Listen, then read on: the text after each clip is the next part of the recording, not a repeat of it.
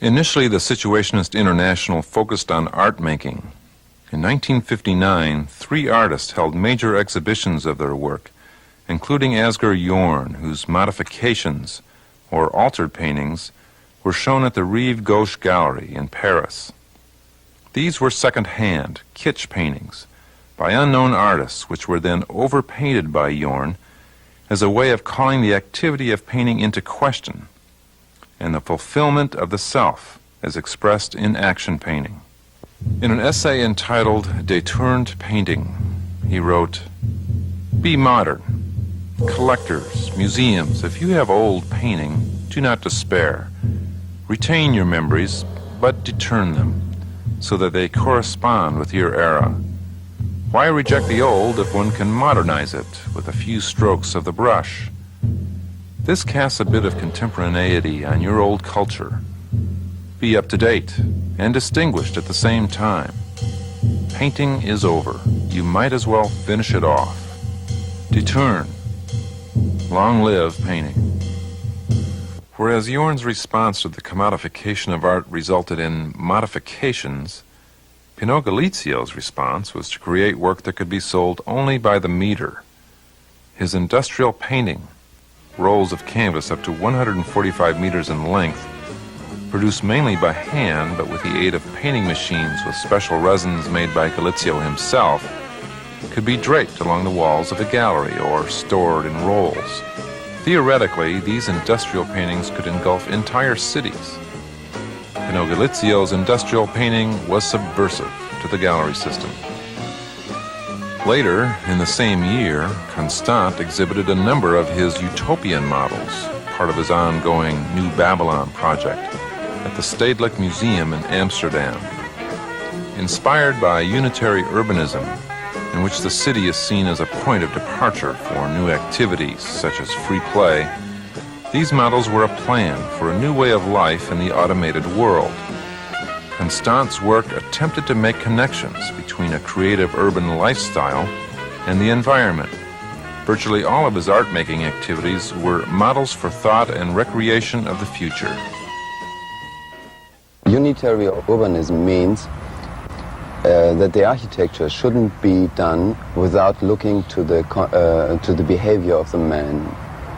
And so his idea, Constant's idea, is that if we have a man who is playing, who has a lot of time, everybody thought they would have a lot of time because of the industrial possibilities.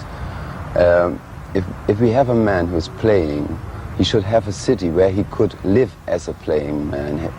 The city should have an image and the structure of something that is not fixed, that can change quickly, that can be where you have all the possibilities, like making light, rain, cold, warm. Everything should be in the means of the man who wants to play. From 1962 on, the second loosely structured phase of the Situationist International begins with a shift from art making to films, books, and the journal as the central focus of the movement. Between July 1958 and September 1969, 12 issues of the journal are published and translated into other languages. Composed of articles which were sometimes signed but more often written collectively and anonymously, the journal was a critique of capitalist culture and urban life, enlivened with images pirated from the mass media. Besides writing, organizing, and editing the Situationist International journal, Guy Debord directed 6 films from 1957 to 1978. These films, now removed from distribution by Debord, are mostly unknown to the general public and have rarely been seen outside of France. What's so striking about Debord's films is that they are essentially a fabric of citations, both on the soundtrack, which consists primarily of phrases, sometimes extended phrases, taken from a variety of sources, everything from Marx, Nietzsche, Hegel, to commercials, law codes, newspaper articles, etc., combined with images that themselves are also citations from films, from newspapers, from books, from the history of cinema.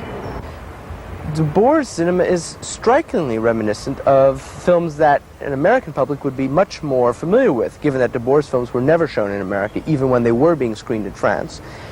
I'm thinking specifically of the films of someone like Jean-Luc Godard. And this is no accident. Polemically put, I would go so far as to say Godard learned a vast quantity of what is most interesting in his oeuvre from Debord, something which Godard, as far as I know, has never explicitly admitted.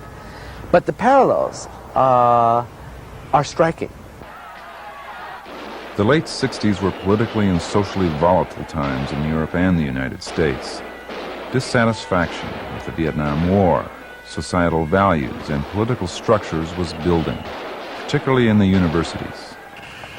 What exactly the situation has had to do with May 68, it's never been completely clear. It's never been very well understood. May 68 was kicked off by demonstrations, protests, denunciations, outrageous behavior at the campus of the University of Paris in Nanterre, Paris suburb. And the people who kicked this off named themselves the Enragés. They were Situationist followers. They were fans. They were trying to put the Situationist critique, which excited them, into practice. And people began, as the Situationists had fantasized and called for years, they began to stand up and talk. They occupied their factories, they occupied their schools, they occupied their theaters, they occupied their offices, and they began to talk in small groups or large groups, one person to another. And there was a tremendous discovery of talk. It was a month of noise, and it was lucid noise. The slogans that covered Paris, that spread all across France, and over the next 10, 20 years have spread all across the world, were mostly Situationist slogans. They were either copied out of Situationist tracts, or they were put up by the Situationists themselves.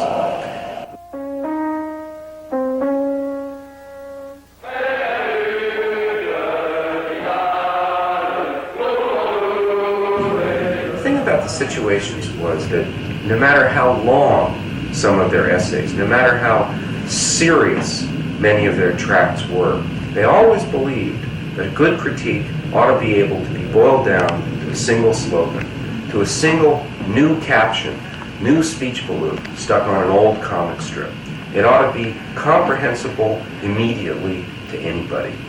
And that's what happened in May. You can't say the Situationists started May 68. You can't say they governed May 68. I think you can say this. Had there never been a Situationist International, there never would have been a May 68. In 1969, one more issue of the journal was published. In that same year, the last conference was held in Venice. Further splits followed, and in 1972, the organization was dissolved. For the Situationists, 1968 proved a bitter victory.